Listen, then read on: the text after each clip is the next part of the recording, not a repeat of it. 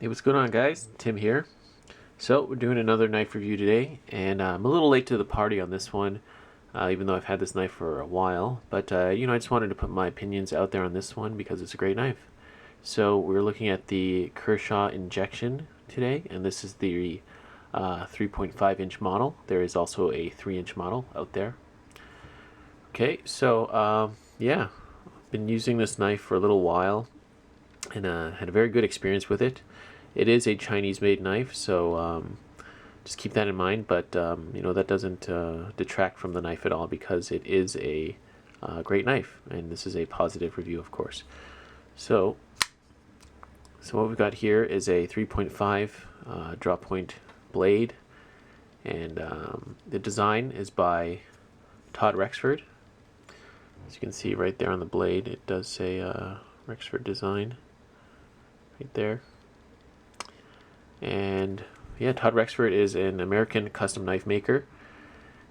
He is honestly probably one of the most sought after custom knife makers in the custom world at this point, at least in my opinion. I mean, his knives are truly exquisite works of art, and functional too, but they're very, very sought after, and his customs go for ridiculous prices on the secondary market. But anyways, back to this knife.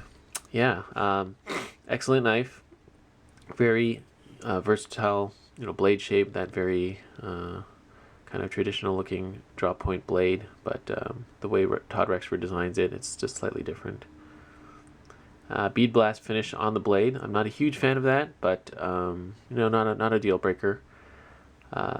So you will have to just be careful about rust and whatnot, because bead blasting does open the pores on steel, and you will have to look after your blade a bit more.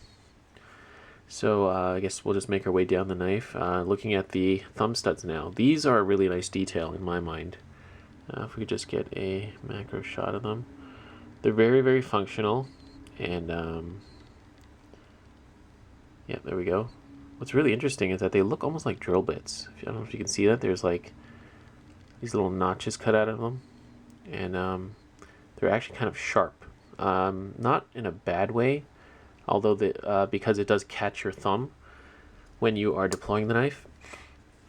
So whether you're just hitting it from the side and going slow, or popping it open, yeah, really useful. And it is double-sided, so you can flick it open like that too. So really cool. So it is a liner lock knife. And as you can see, the liners are not overly thick, but they're strong enough, and lockup on this knife is very, very solid. No side to side, no up and down. And there is a bit of a cutout, as you can see here, to get to the liner lock, but it's not a huge cutout, but it works just fine. I tend to just press my thumb against it. I don't really try to go at it from the side, and just not push it over. Yeah, it works just fine. Moving on to the pivot, really nice detail here too. So as mentioned, this is the Kershaw Injection, of course, and it is based off of Todd Rexford's design of the same name, his injection model. And this is really cool. I mean, even the detail on the pivot is nice. It looks like it's some sort of proprietary pivot, but it's not. It's just a Torx, so you won't have any trouble disassembling that. And I really like the overall look of that, with those little dimples cut into it. Getting to the handle, G10 handle, that has been milled really nicely, actually. So if you look at the handle this way, you can see it's got a bit of like a swell to it, and that really lends to the ergonomics. Really nice. But back to the scales here. As you can see, there's 2 channels cut out here, and they've been milled down. And there's like 6 kind of slots cut in there for just part of the design, and you can see the liner beneath it. Would have been cool if they milled it all the way through, as in if they milled into the liners as well, but that would have added to the cost. And this is it's not cheap, but it's inexpensive, and it's very good value folder. So yeah, G10 handles, really nice. 2-position pocket clip, so left hand and right hand carry. Pocket clip is also bead blasted, and it's a good pocket clip. Not super deep carry, but that's not really a thing for me. But it works well. stays well in the pocket, not too tight, and it makes it easy to get out of the pocket. So as I mentioned, ergonomics are great on this knife because of that, yeah, the way the G10 has been kind of slightly contoured, and just the overall ergonomics of it. They're pretty simple if you look at it, but just the way it sits into your hand, it's really nice, you know. This makes, in my opinion, this makes a really great utility knife. So yeah, it really fills out your hand, and as you can see, the butt end kind of swells out, so you have a bit more to grip onto, and if you need to even move back a bit for whatever reason, you can do that too. Still very comfortable. Interesting way to attach the lanyard. So there is a plastic backspacer on this, and what it has is kind of like a lanyard kind of pin here with a slot. So you feed your lanyard through here, and it goes, you know, on the back, and it hangs out this way. So it's not the usual lanyard hole that's on the side of the knife, which is pretty nice because when you look at it this way, there's no lanyard hole there to kind of break up the kind of design of the knife. Not that it's really going to break up the design, but it's kind of hidden, right? You won't see it unless you you know, look at it this way. So if you don't use a lanyard, you don't have that empty space there, which is pretty cool. All right. So overall, yeah, really great knife, inexpensive, and I would immediately compare it to, of course, none other than the Spyderco Tenacious. As you can see, this is my very well-worn and well-used one. I may have to do a direct comparison video of these two, but they're almost about the same size. Let's line them up actually right now.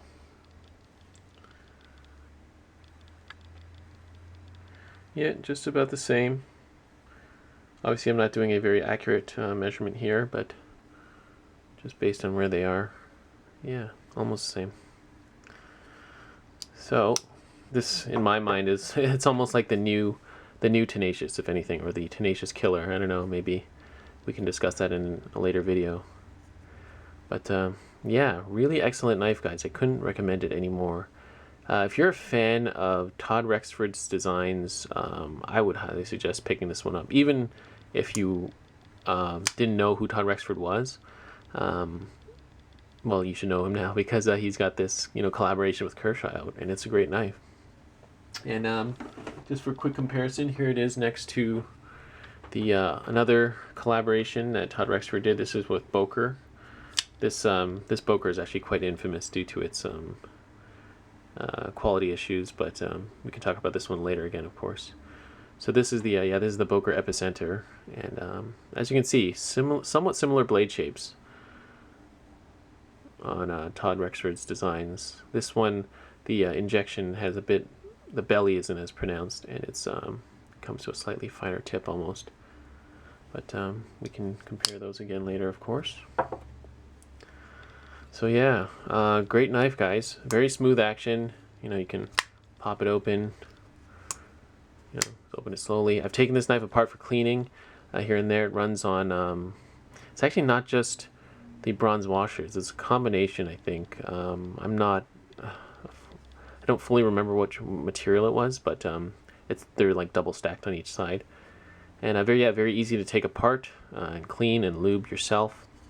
And of course, steel 8CR13 MOV as listed on the blade here.